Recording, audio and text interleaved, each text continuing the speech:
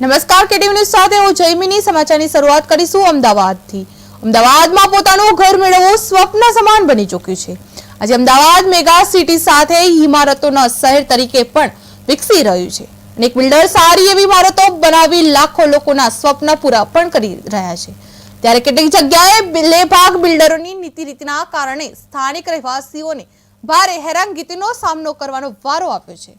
અમદાવાદમાં હાથીજણ વિસ્તારમાં સાલિન 5ના બિલ્ડર દ્વારા કૌભાંડ આચરતા સ્થાનિકો વિફર્યા હતા. સ્થાનિકો દ્વારા કહેવામાં આવ્યું છે કે બિલ્ડર દ્વારા સુખ સુવિધાઓના નામે લાઈફ ટાઈમ મેન્ટેનન્સ નામે કરોડો રૂપિયા ચાઉ કર્યા બાદ ફરાર થઈ ગયો છે. બિલ્ડર એક જ મકાન અલગ અલગ લોકોને પણ વેચી રહ્યો છે અને લેભાગ બિલ્ડર ઉપર ફરિયાદ કરી યોગ્ય કાર્યવાહી કરવાની માંગ કરી હતી. સ્થાનિક રહેવાસીઓ દ્વારા પોતાના ઘર ઉપર લોન માંગવામાં આવે તો બેંક પણ એવું કહી રહી છે કે ઘરો ઉપર ખૂબ જ કૌભાંડ છે, જરૂરી કાગળ નથી, જેથી લોન મેળવી અશક્ય છે. આમ બિલ્ડર દ્વારા અનેકો કૌભાંડ આચરવામાં આવતા સ્થાનિકોએ હવે કોર્ટ સુધી જવાની પણ તૈયારી કરી લીધી છે. ત્યારે જોવાનું છે કે સ્થાનિક રહીશોના રૂપિયા ચાઉ કરીને ફરાર થઈ ગયેલ આ બિલ્ડર ક્યારે પકડાય છે અને લોકોના કરોડો રૂપિયા પાછા મળ્યા લોકોને જરૂરી સુવિધા મળે છે.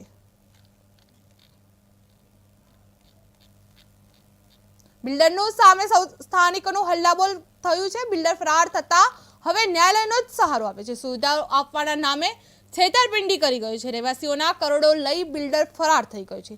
સાલિન 5નો બિલ્ડર કૌભાંડમાં આચરી ફરાર થઈ ગયો છે. રહેવાસીઓના કરોડો લઈ બિલ્ડર ફરાર થઈ ગયો છે. સુવિધાઓના નામે છેતરપિંડી કરી લેભાગુ બિલ્ડર સામે સ્થાનિકોનું હલ્લાબોલ મચાયું છે. બિલ્ડર ફરાર થતા હવે ન્યાયાલયનો સહારો માંગી રહ્યા છે. હું ડી બ્લોકમાં D403માં રહું છું. જેમ કે બધાના કહેવા પ્રમાણે યતીન બિલ્ડરે અમારી જોડે બહુ જ મોટી અમાઉન્ટમાં કૌભાંડ કરીને જતો રહ્યો છે. આજે અમે એવું ગણીએ કે 2.5 કરોડનું તમે વ્યાજ ગણો તો બી 20 લાખ રૂપિયા વ્યાજ થાય છે. 20 લાખ પેટે બી તમે વ્યાજ અમે મેન્ટેનન્સ ભરીએ છે. દિવાળીના ટાઈમમાં એને 6.5 લાખનું બિલ પેન્ડિંગ કે 10 લાખનું બિલ પેન્ડિંગ કરીને 3 દિવસ અમારા ફ્લેટમાં લાઇટ નથી, પાણી નથી. અમે દિવાળીના ટાઈમમાં 3 દિવસ પાણી વગર, લાઇટો વગર અહીંયા રહ્યા છીએ. અમે બધા ભેગા થઈને 7,000 આજે 7,000 રૂપિયા એટલે બહુ મોટી અમાઉન્ટ છે. આજે અમારે ભરીને અમારે દિવાળીના દિવસોમાં લાઇટો લાવવાની તો આજ દિન સુધી ન મેન્ટેનન્સનો હિસાબ આપ્યો છે કે કશું કર્યું નથી અને છેલ્લે 10 લાખ રૂપિયા UGCLનું બિલ જે ભરવાનું હતું એ બાકી રાખી અને જતો રહ્યો છે. ત્યારબાદ અત્યારે 20 લાખ રૂપિયા જે અમે ખર્ચ્યા છે એ સોસાયટી હેન્ડઓવર પણ નથી કરી. આજે અમે પોલીસ સ્ટેશનમાં અરજી પણ આપેલી છે. એના અનુસંધાનમાં જો કાર્યવાહી થશે તો સારું છે, બાકી અમે હાઈકોર્ટ, સુપ્રીમ કોર્ટ સુધી અમે જવા સક્ષમ છીએ.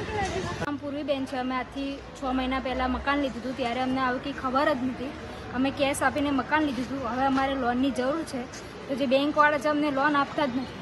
એવું કહે છે કે તમારા મકાન ઉપર બહુ ફ્રોડ કરેલો છે. ગૌરાંગભાઈ છે ને એમનું નામ આપેલું છે. અમારે હાલ પૈસાની જરૂર છે તો બી લોન જ નહીં થતી અમારે. મીનાબેન છે. હું એ બ્લોકમાં 206માં રહું છું. બિલ્ડરે અમારી જોડેથી મેન્ટેનન્સના પ્રમાણે મેન્ટેનન્સ તરીકે અમારી જોડેથી લાખ રૂપિયા, 1.5 લાખ રૂપિયા જે લીધા છે એ મેન્ટેનન્સના પૈસા હજુ અમને એને આપ્યા નથી. અમારી જોડે અમને કશું પ્રૂફ પણ આપ્યું નથી અને પ્લસ એમાં રોકડા કેશ લીધેલા છે, કોઈ ચેક નહીં, કશું જ નહીં. એના માટે એ અમારા મેન્ટેનન્સના પૈસા એ હજુ સુધી આપી નથી શક્યો અને એ 2.5 કરોડ રૂપિયા એ અમને ક્યારે આપશે એના માટે અમારે સરકારને એક